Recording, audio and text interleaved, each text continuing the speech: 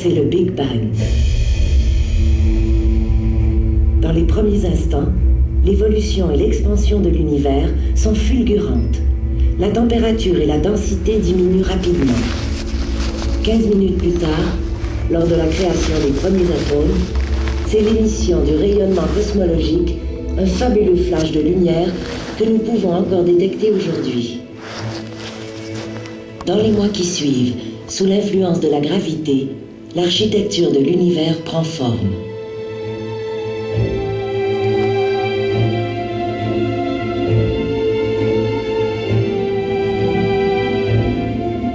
Nous assistons à la naissance des premières galaxies qui se condensent à partir du gaz primordial.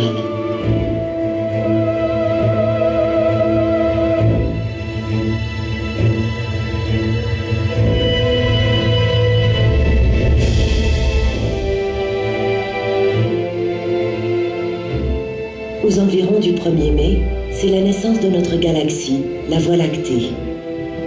À cette époque, le rythme de formation de nouvelles étoiles dans la galaxie est beaucoup plus élevé qu'aujourd'hui.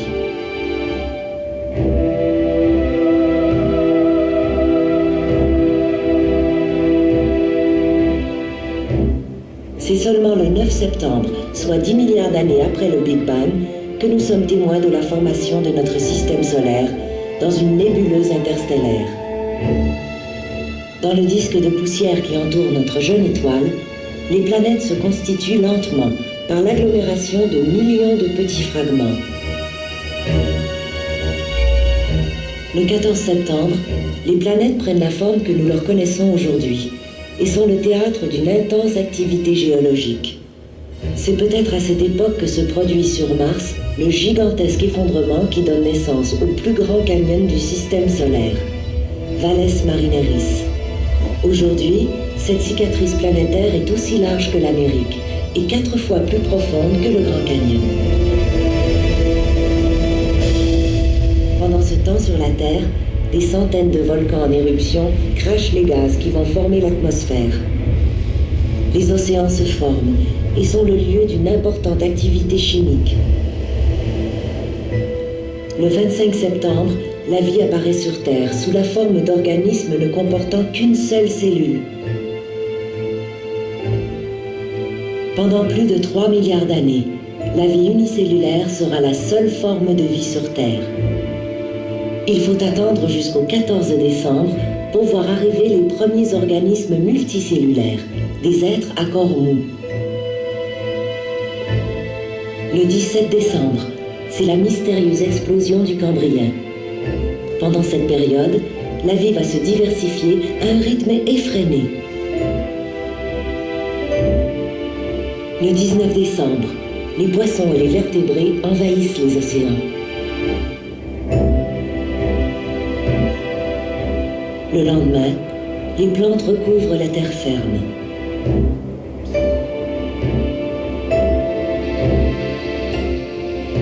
Le 21 décembre, les premiers insectes font leur apparition.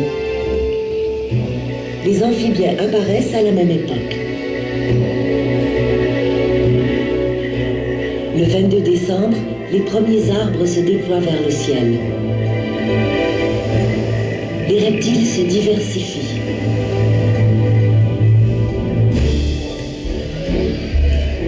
Le 25 décembre, les dinosaures font leur entrée en scène. Ils vont dominer la Terre pendant plus de 200 millions d'années. Le lendemain, quelques dizaines de millions d'années plus tard, nos ancêtres les mammifères font leur apparition. Le 27 décembre, c'est le tour des oiseaux.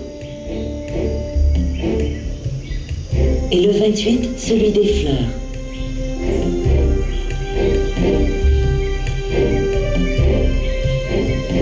Le 30 décembre, un astéroïde ou une comète frappe la Terre et provoque l'extinction de milliers d'espèces vivantes, dont les dinosaures. Certains mammifères survivent et vont se diversifier à la surface de la planète. Le 31 décembre matin, les primates, nos ancêtres directs, font leur apparition. À 21h, c'est l'apparition des australopithèques. Pour la première fois, un groupe de primates marche debout. À 23h50, les premiers humains maîtrisent le feu. C'est aussi l'époque des mammifères géants.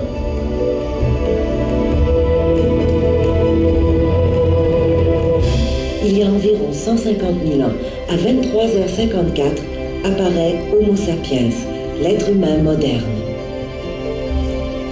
L'histoire entière de l'humanité se déroulera dans les 4 dernières minutes de notre calendrier.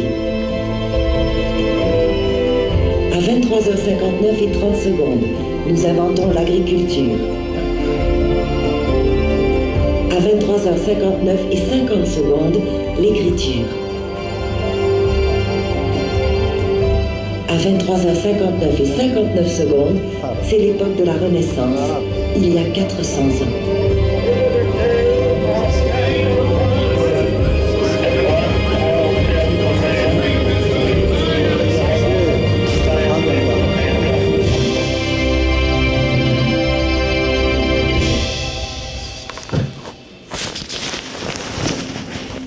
Notre présence sur Terre aujourd'hui est le fruit de 15 milliards d'années d'évolution cosmique.